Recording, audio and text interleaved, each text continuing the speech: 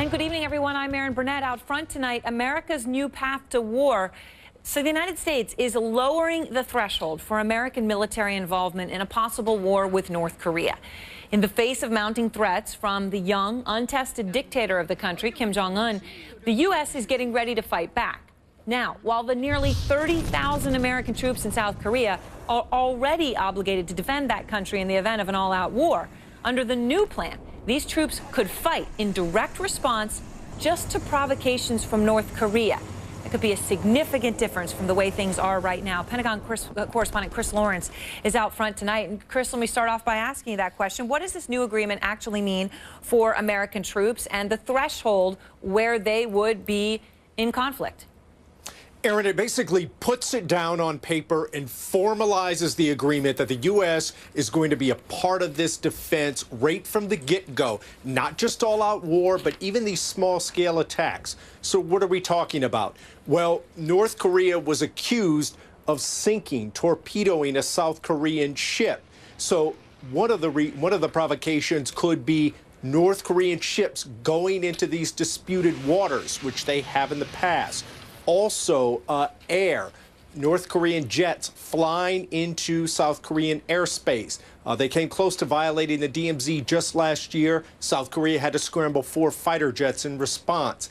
And finally, shelling these border islands like they did a couple years ago, that also would very likely invite a response. Some of the other reasons are to step up the cooperation between U.S. and South Korean troops, as well as act as a deterrent. For example, just recently, Kim Jong-un threatened to wipe out entire South Korean military units on some of those other border islands. Erin? Now, Chris, a lot of people watching will say, okay, so does this open America up to more serious conflict, to war?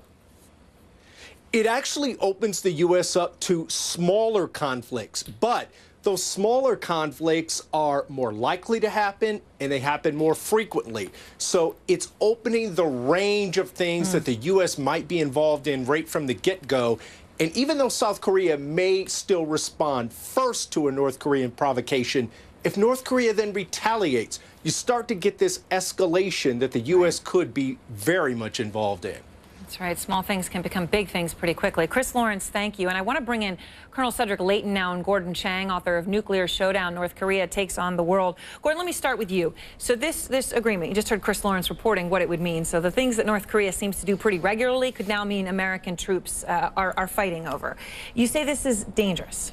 Well, it's dangerous in one sense. You know, we can always get involved, even in the small provocations. I'm concerned, though, that we have just spent 2.5 years negotiating with the South Koreans. We don't look resolute. We look legalistic. And that's a problem, because I can see General Thurman saying to President Park, well, we're not going to get involved in this incident because it doesn't fall under paragraph 1 of Roman numeral 3. I think it would have been much better for President Obama to stare into a camera and say, the United States will respond to attacks on South Korea with the immediate use of force. We talked like that during the Cold War, and we kept the peace. We don't talk like that anymore. And because of that, deterrence is breaking down in Asia. And that's why we've had all of these problems with North Korea recently. So you think deterrence is failing? It is certainly failing, because the Chinese and the North Koreans think that they can push us out of Asia. And the Chinese have been engaging in some very provocative tactics recently, because they think that they can push us around. So, Colonel Leighton, North Korea is an army of 1.2 million people, 120,000 special operations forces, which is kind of a stunning number. We don't know exactly how many nukes, and of course, up to 800 medium and short-range ballistic missiles. Just to give everyone a sense of the military power there. And of course, over the past 6 months, there have been a lot of tests and provocations. So is this deal a sign that the United States sees war as a serious possibility?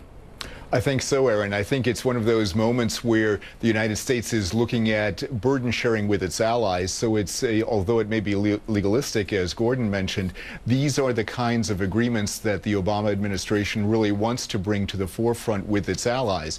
So in the case of the Korean situation, war is an extremely likely possibility because what you have here is this hair trigger response that is being created not only by the fact that we have troops there, but also by the fact that we have this agreement in place now.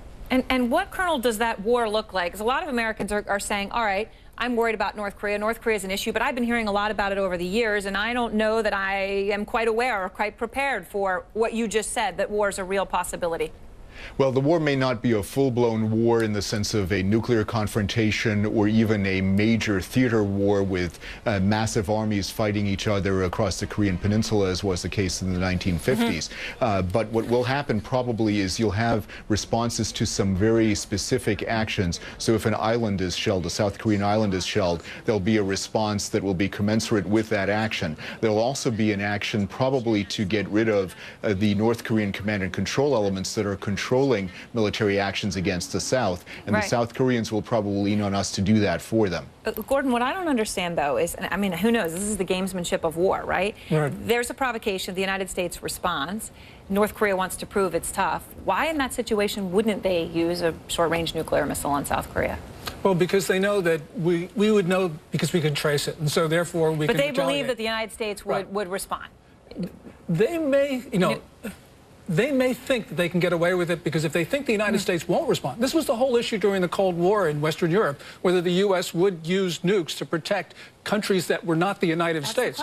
And so, and obviously China thinks that it can push us around because we reneged on our treaty obligations to the Philippines last year, and we allowed the Chinese to take Scarborough Shoal. Then the Chinese ramp up the pressure on the Japanese, and then you can see the North Koreans ramp up the pressure on South Korea. That's how this can get out of control. And of course, China has been supporting North Korea and providing them a lot of help. There was a third anti-American propaganda video that came out of the North Korean government today. Threatens an attack on American forces using, quote, powerful weapons of mass destruction, depicts an invasion of Seoul in which 150,000 Americans are killed. Now, there aren't that many Americans in Seoul, but obviously this video is designed to motivate the North Korean people, and this comes on top of the other recent videos, right? The one where the White House was in the crosshairs, the Capitol blew up, and New York City went up in flames. Okay, these videos are the stuff of imagination, but are they serious? Well, they're serious and they're trying to intimidate us. And that really is something that's important because the South Koreans don't think that we're going to defend them. There was that survey which said that the United States wasn't going to use nukes to help South Korea, and the South Koreans wanted their own nuclear arsenal. And that's a stunning vote of no confidence in the U.S. And if the South Koreans don't trust us, probably the Chinese and the North Koreans also think that they can push us around, and that's when it gets really dangerous because then someone tries to start something really very, very provocative. Of course, makes you think about what all this means for Iran, too. Well, thanks so much to both of you. And still to come.